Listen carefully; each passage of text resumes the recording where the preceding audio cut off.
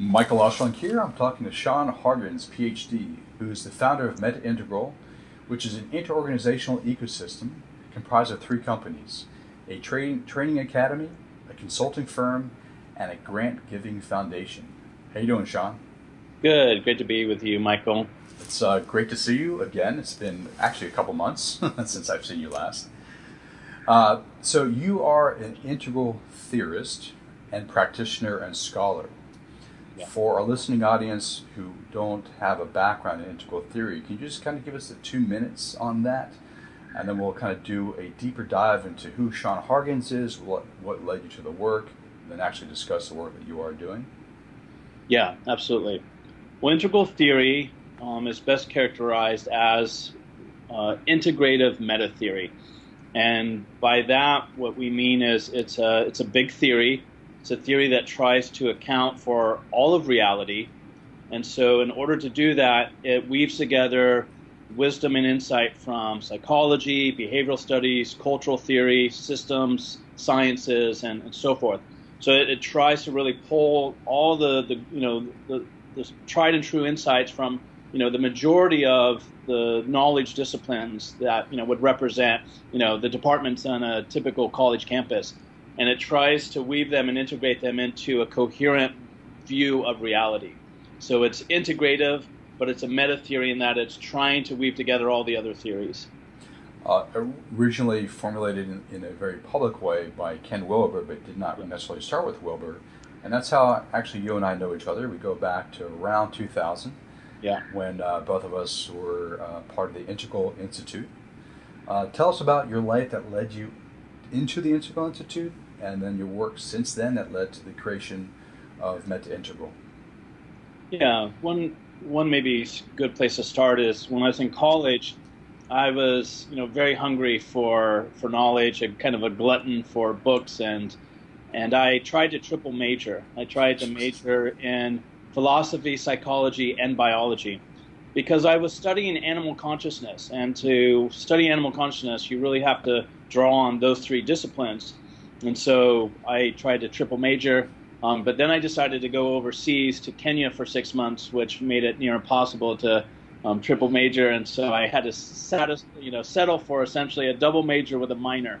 But anyway, the point being that I was already, as a kind of a young man, trying to integrate multiple theories into a larger view of reality, and in this context, what can we or can't we say about animals and their capacity to think and feel. And after that, I went into Peace Corps, which led me to Chad, Africa, where I would sit in my mud hut for long hours on many days and just read and read and read. So I read philosophy, I read psychology, I read environmental literature, I read the classics, I read poetry. It just was like anything I could get my hands on. And in the course of my 3 years in Chad, Africa, I read around 200 books. And in that process, I came across Wilber's writing. And he provided a simple framework that really brought a lot of that together, and my mind just exploded. And so at that point, I was hooked, and I was like, all right, this is what I want to do with my life. I want to study these kinds of, integrative meta theories that can just really bring together all the different insights from the different disciplines and create a coherent view of reality. Because I think one of the challenges we face in the 21st century is the fragmentation of knowledge, the siloed nature of it, the onslaught of it. There's so much coming at us. The data's doubling and tripling on a rapid rate, and so how to keep up with that? How to have a view of reality that can kind of keep pace with all of that. And so I just really dove into Wilber's work, and that led me to the Integral Institute and him inviting me there, and then we connected in 2000, and so it's been quite a ride before then and since then. Yeah, it definitely has been. When did MetaIntegral arise in your consciousness and was created? What year was that? So I finished my PhD in 2005. Okay. And I started teaching at a small graduate school here in the San Francisco Bay Area called John F. Kennedy University. I'm familiar with that one since I went there. That's right. That's another one of our connections. That's right. And so while I was there, I launched a new program in integral theory. So it was a master's degree. And we had, in total about 80 students in it after a few years. It was a big program. It was the first online program that they had had. And so I was the chair of that. And I decided, along with a colleague, to start an international conference. And so we did that in 2008, and it's called the Integral Theory Conference. Well, it sold out with over 500 people in attendance. We did it again in 2010. It was a biannual event. We've done 4 of them, in total so far.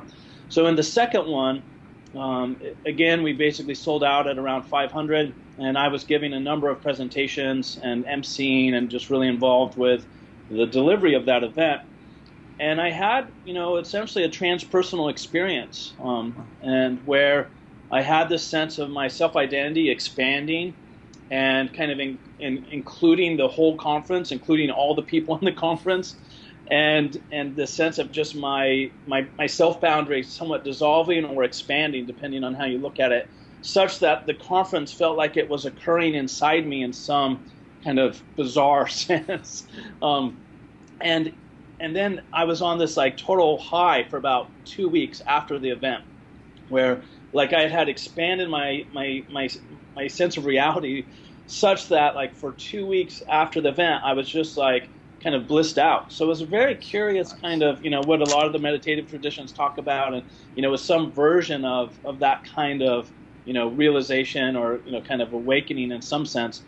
And in that space, I had this feeling I could either stay at JFK and be a big fish in a small pond, or I could leave JFK and be a small fish in a big pond and have more impact in the world than I was able to have in the academic setting I was currently in.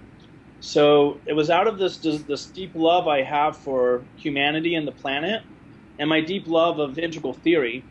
And I was just really wanting to bring those together, and I was wanting to do something more impactful, bigger than I felt I could at the university. And so I essentially gave notice and decided to launch MetaIntegral Foundation to fund people around the world who are doing innovative integral projects. So projects, based on integrative thinking or integrative approaches, which may or may not be related to Ken Wilber's work, but just more kind of integrative frameworks in general. And then I realized to fund the foundation, I needed an economic engine. So I decided to launch the Academy as a training institute and the consulting firm, the Associates, as a way of having 2 for-profit businesses that would give a portion, like 5 or 10% of their revenue to the foundation as one way of funding the foundation. But you have to keep in mind, I did not ever run a business. I had no idea what I was getting into. And so I launched 3 startups at the same time, which I now would not wish on my worst enemy. It's totally insane. The gray in the beard, is that indicative of the work? And it's been quite a process. The learning curve has been really steep, and I've made some horrible mistakes, and we've also had a lot of success, but it's definitely been, it's a mixture, right? Right. That's my style. So like just dive in the deep end and figure it out as I go, and and just see what can happen. I want to talk more about the Training Academy, the consulting, the grant giving foundation, but you're also an author. There's one of your books. Yeah. Tell us a little bit about a few of the books you've written. Yeah. So when I finished my dissertation, it was on what I call integral ecology, where I looked at basically 200 different schools of ecology or environmental thinking. Now you have to keep in mind, almost each one of those schools actually has their own PhD program somewhere in the world. They have their own conferences, they have their own academic journals. So I'm really mean like 200 distinct disciplines of ecology and ecological thinking. So my dissertation was about using the integral framework that Wilber's presented as a way of bringing together the wisdom of all those different schools. And the idea being like, if we're going to really address our environmental issues, we need to draw on more than just 2, 3, 5 schools of ecology. We need to be drawing on dozens. And it was so ironic that ecology is a science of wholeness, essentially, and yet you have these schools of ecology that don't even know about each other. Like our academic landscape is so fragmented, so isolated, so siloed that they're, the population ecologists don't talk to the community ecologists, don't talk to the evolutionary ecologists, don't talk to the ecopsychologists, don't talk to the deep ecologists, and so the dissertation was an attempt to try and present a big meta framework that could kind of hold a lot of that together. So my dissertation was about 300 pages in length, and after I finished it, I then approached one of the members on the committee, Michael Zimmerman, who you know. And your all's book is up there. Exactly. And I asked him if he would be willing to join me as a co-author to expand the dissertation into a book that could really serve a much larger audience. And he was excited about it. So we expanded that 300 pages into a 1,200-page manuscript with 2,000 references, and then published it. It's about 850 pages. So it's quite a mammoth tome. It is. And so that was kind of my first book, and then since then I've edited a number of volumes, and I just came out with a book called Metatheory for the 21st Century, which is edited with 3 other individuals, and it's the result of getting together the top scholars in integral theory, about 15 of them, and the top scholars from another integrative metatheory approach called critical realism that's based in London, and having those two communities engage each other over the course of 4 years with an annual symposium where we would come together in person, we would debate ideas, we would compare notes. And so we have 2 volumes that have come out of that process, and the first one was just published. The second one will come out later this year. Nice. So I love writing. Obviously. I tend to do more academic writings, but now I'm moving more into kind of popular mainstream writings, and I'm even thinking about doing a book on kind of integral business, essentially, and leadership development, which is another passion that I have and relates to the training academy and the consulting firm. But my core purpose is really to bring integrative ideas and make them more available so people can apply them in different domains, because I feel like that's a really big contribution to facing the complexity we face, is helping people use integral frameworks and apply them to education, research, medicine, sustainability, and so on. Before we get into the training academy and the consulting firm, how have you transformed yourself over the years to both generate the big thinking and to keep up with the big thinking ideas and be able to translate them for people so they can actually apply them in their lives? Yeah, it's a great question. It's one is I read a lot. I'm consuming books all the time. My wife is always teasing me when basically every other day there's a thing from Amazon. So part of it is just reading a lot, because I love reading stuff that challenges my thinking, that really kind of makes me reconceive my mental models. So I like reading a lot of fringe material, that really is like kind of in a way out of left field, because it kind of keeps the mind loose and flexible. So that's one core practice. So it's not just consuming to have knowledge. It's actually choosing stuff that's kind of what in psychology we would call ego dystonic, right? That it actually challenges who I think I am, right? And so that's been a core practice, because that allows me to then make contact with ideas that I want to otherwise, come into contact with, or I'd be resistant to, or sometimes I am resistant to. I'm like, what are they talking about? They got to be kidding, right? So that's one practice. Another practice is,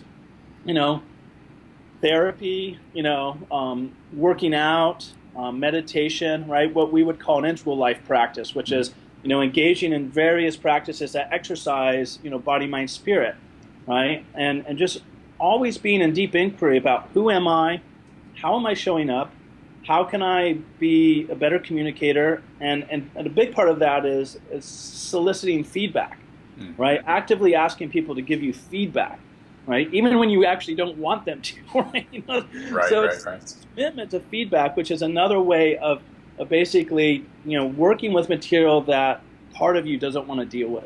So let me ask you that as a question, because you and I are now working on a project together at SEALFIT's Unbeatable Mind Academy, which is awesome. It's great to work with you. It's been a while.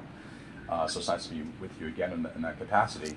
But you are very open to feedback and the intersubjective engagement. Yeah. And I'm wondering, in my experience, I can make broad generalizations, is a lot of people in the academic world who are just big into ideas don't necessarily have the capacity, the EQ or the emotional intelligence and the social intelligence to engage that way.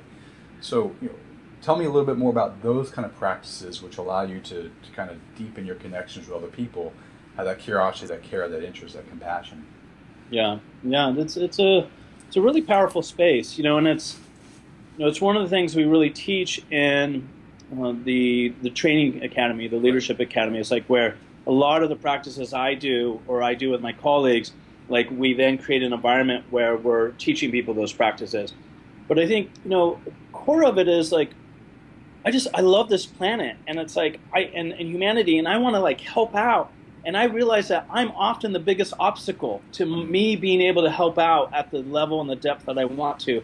So it's like there's this urgency inside me that just says I don't have time for my own bullshit, right? Nice.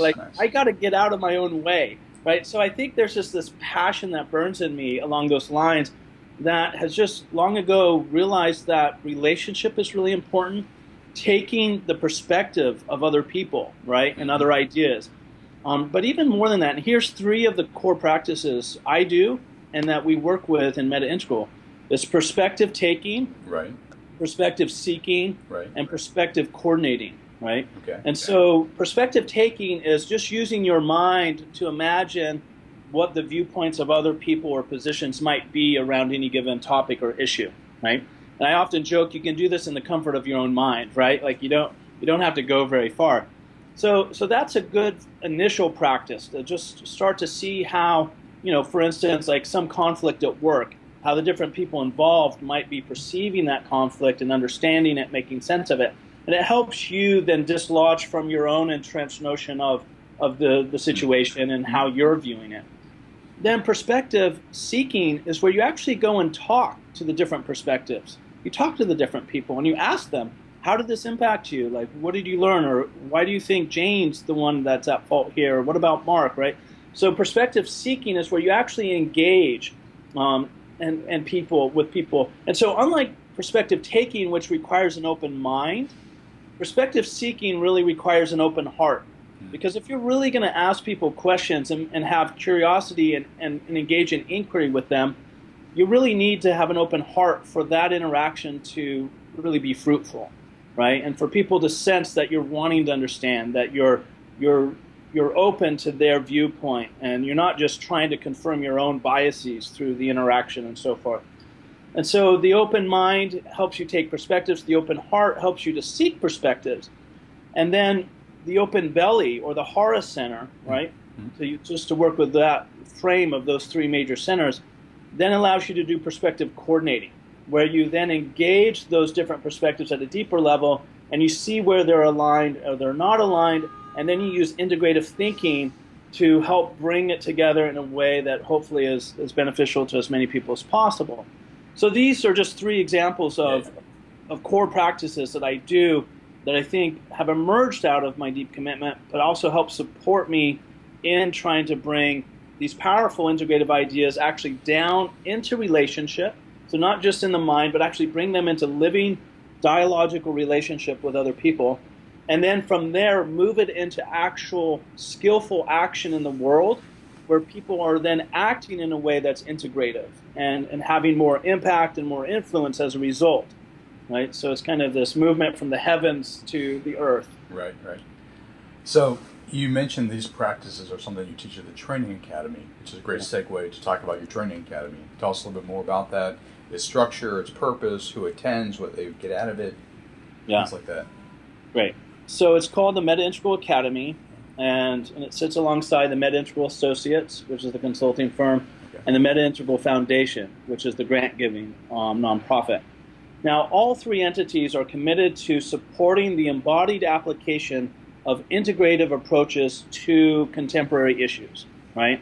And so in this sense, we're always looking for what we call integral pioneers, like people who are pioneering integrative approaches in their businesses, their companies, their communities, their parishes, and so forth. And they might not be familiar with integral theory. They might not be familiar with many different of the kind of integral approaches out there, but they're intuitively using an integrative approach. They're finding their own unique ways of integrating. And so we really want to appeal to people who are either explicitly or implicitly integrative in how they move in the world. And so the academy really focuses on training leaders, whereas the associates focuses on supporting companies and organizations that want to bring more integrated frameworks to what they're doing. And then the foundation supports these kind of pioneers around the world who are leading projects in some form. So in the academy, our flagship program is what we call the Embodied Practitioner Certification Program. It's a 9-month program. It's very intense. It has 3 5-day in-person seminars, one at the beginning, one in the middle, and one at the end. And it combines, I like to think of it like the 3 C's. It combines college, right? So it brings a kind of academic dimension to what we do. There's 9 different theories that you learn, and there's application books in each of those domains of theory. And then it brings, let's see, college, and then, oh my God, I'm forgetting the other C. So it's about work and company. There we go, company. So it's about professional skills and like how to apply these ideas in real time in your companies, in your organizations, in your initiatives. Like management and leadership type skills? Yeah, okay. Exactly. Okay. Right. So there's an academic component, there's a professional training skills component, and then the 3rd C is cloister, which is, basically contemplative, right? Where we go into, different spiritual practices, mindfulness, meditation, somatic-based inquiry, right? So things that, are kind of non-linear, non-rational, and that allow people to actually connect with a much larger, field than themselves. So we really combine these 3 elements, the academics, the contemplative, and the kind of, organizational company kind of, professional skills into this program. There's coaching and mentorship. You come in with a project typically, and then you apply the practices and the frameworks that you learn to that project over the course of the 9 months, getting support and mentorship from the faculty, from the mentors, from your peers. And we also do pre and post testing on individuals using a number of psychometric assessments. And the results we've gotten are just, out of this world. Like they show that people are developing 1 to 2 levels of vertical capacity in a 9-month period, which is practically unheard of. And the reason we're able to accomplish that is because we've studied what makes a very strong developmental container. Like how do we accelerate growth and development and integration?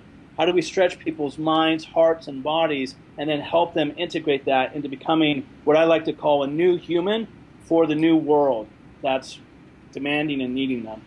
That's fantastic. And by the way, I got the email. I'll be taking my test shortly. Oh, yeah, that's right. You're going to do it. I'm excited. I appreciate that. Yeah. So that's the Training Academy. You briefly mentioned the consulting firm. Tell me about some of, not necessarily who your clients are, but some of the clients you work with and what you're attempting to do with them. Yeah, we work with, small boutique companies, as well as big, international, very well recognized companies.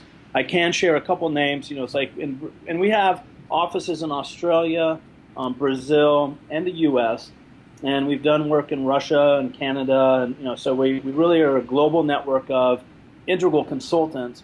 And we tend to focus on leadership development, but we also do cultural change and even kind of systemic changes and strategy and so forth. And we're essentially helping these organizations and their leadership navigate the complexity they're facing. And there's been a number of studies. In fact, IBM did a study a couple years ago, and they interviewed 1,500 CEOs around the world. And the vast majority of those CEOs, like 70% of them, basically said they don't feel their executive leadership is capable of dealing with the complexity they're facing in business landscapes, right? So there's what we call this complexity gap, where people's mental and emotional capacity is falling short of what it needs to be in order to really navigate contemporary business realities, especially at national and multinational global scales, right? So more and more businesses are coming to us to support their leadership and developing the capacities to navigate that complexity. And so we've worked with IBM in Brazil, we've worked with the government in Australia, We worked with a big comm company in Australia. We worked with the Nature Conservancy, which is the largest, private, NGO on the planet. We've worked with Google and Microsoft. So we've been able to really work with some, household names. Mm-hmm. It's been very exciting because we're a pretty small firm, but given those companies are seeing the value in what we're offering and are calling us into their boardrooms, into their, team meetings, into their, leadership programs, to me, it's a very exciting signal that the world is ready and really needs more integrative approaches. That's fantastic. And as you said, much needed. Yeah. Especially in the 21st century, things get a little crazy, fast, and complex. Yeah, it's unbelievable how much we're expected to, kind of hold. And this is where kind of the spiritual or mindfulness piece comes in, because one of the things we cultivate in our leaders, both in the academy and also with the executives we work with in the context of the associates, is the ability to stay present in the face of chaos, right? And that's one of the core leadership capacities, to really be able to make good decisions even when a lot of things are coming at you. So it's basically the ability for people to slow time down, in like a first-person sense, and make the right call and not get overwhelmed and flustered with everything that's happening, and to get emotionally charged so that then they're losing sight of the core principles they're wanting to follow. Basically body presence, emotional intelligence, interpersonal capacity, and mental complexity to hold more and work with multiple systems in a concurrent way are essentially the skills that we teach and train people. That's awesome. So the third component is the grant giving foundation, and I actually don't want you to jump into that one because I'm going to have you back on. We've already discussed this, and to talk about very specific grants you've given, who you've given it to, the effects that you found in the organizations that have utilized your grants and stuff. But what I would like to have you do is talk more about some of your books, because I've already showed one, Integral Theory in Action. Yeah, you've written quite a few, and you also have been published in other places as well.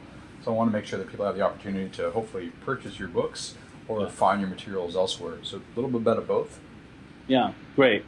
So we talked about the Integral Ecology book, and then after that, I came out with two books, kind of back to back. They came out in 2010, and one is called Integral Theory in Action, which you just held up. Yep. And that basically collects the best papers out of the first Integral Theory Conference, right? So the first Integral Theory Conference in 2008, we had 500 people attend, and we had about 100 presenters. And those 100 presenters came from 30 countries, in the world, and really were kind of the best and brightest of the integral community.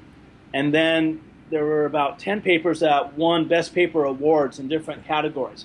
And so I just collected those papers, edited them, worked with the authors, and then put them in that book so that book could then serve as a nice kind of introduction to integral theory and its multiple applications.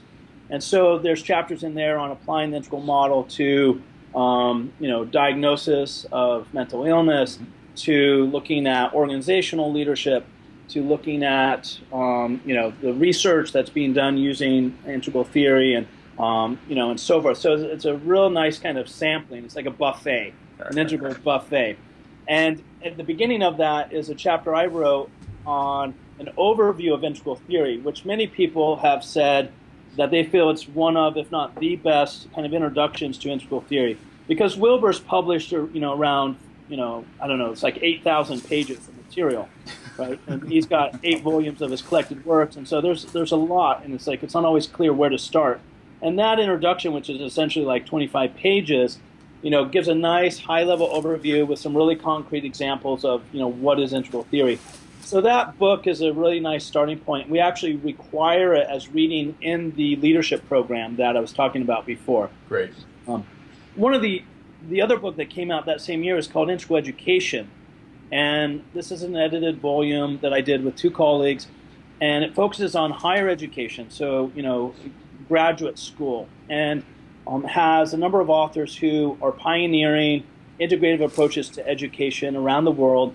And so we showcase their work. So some of it's theoretical, some of it's practical. And then at the beginning of that book, the three of us, the three editors, wrote a really powerful introduction and overview of the field of integral education, and we identify like 8 to 10 key characteristics of integral education, right? And that we kind of gleaned from all the different examples. So it's kind of like a meta synthesis of like, okay, given everything we're publishing here and the chapters and stuff we're aware of elsewhere, this seems to be the core characteristics of integral education that distinguish it from traditional or mainstream education and distinguish it from alternative or holistic education, because those are often, kind of paired off in a binary sense. And so integral education is trying to take the best of traditional mainstream approaches and the best of alternative or holistic approaches. In fact, when I was getting my degree, my PhD, I was getting it from an alternative holistic graduate school called the California Institute of Integral Studies. But on some level, it was unsatisfactory because it just represented the holistic approach.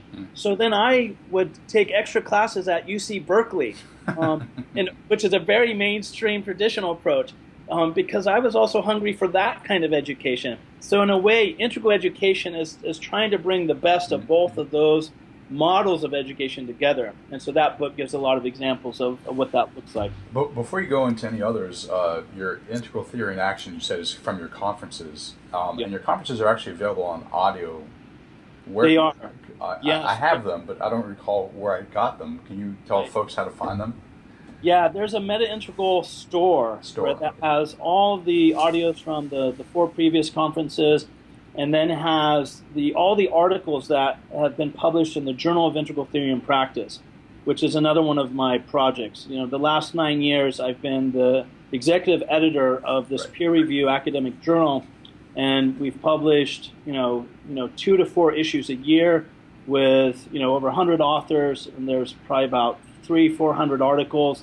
And so each of those are sold individually and as a standalone issue. So all of that's in the MetaIntegral store, and the URL escapes me, but I believe if someone just Googles MetaIntegral store, that it should come up. And if they Google MetaIntegral, they'll be able to find your training academy, your consulting firm, and your grant giving foundation as well. Yeah, exactly. So it's just metaintegral.com, .org, or .net. They all take you to the one big website.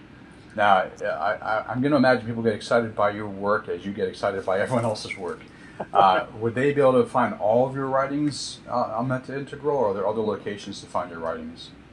Yeah, the books aren't sold on the store. Different articles I've published in the journal are found in the store. Okay. Talks that I gave at the conferences that were recorded, or part of the audio, library and so forth. Amazon is as good a place as any, to access the books that I've done. And yeah, so that's probably the best place to go for the published books. Fantastic. Well, Sean, appreciate your time. Looking forward to having you back, because I want to do a deep dive into some of the grants you've given to whom and what they've accomplished and what you've learned in the process. I definitely encourage folks to check out MetaIntegral. Either do your training academy, having worked with you, I highly recommend it. Hire you as a consultant, actually having worked with you in that capacity now, highly recommend that as well. As I mentioned earlier, you and I are now working on a project, SEALFIT's Unbeatable Mind Academy. So I get to see you in action, which is great. And I'm actually going to see you about a month and a couple weeks in San Diego, so that'd be great too. Yeah. Anything else you want to leave for our listening and viewing audience? Words of wisdom from Sean Hargens? The thing that comes is just this sense of how amazing life is, and to just be present to one's passion and follow it. I hope my life is an exemplar of that, of just like kind of seeing what makes me feel alive and then just following that in a relentless way, because I really feel that when people follow what makes them alive, then that's the context out of which they can give their biggest contribution to the world. So that's what I would leave you with today. Fantastic. Thanks, Sean. All right. Great to connect. All right, buddy. Later.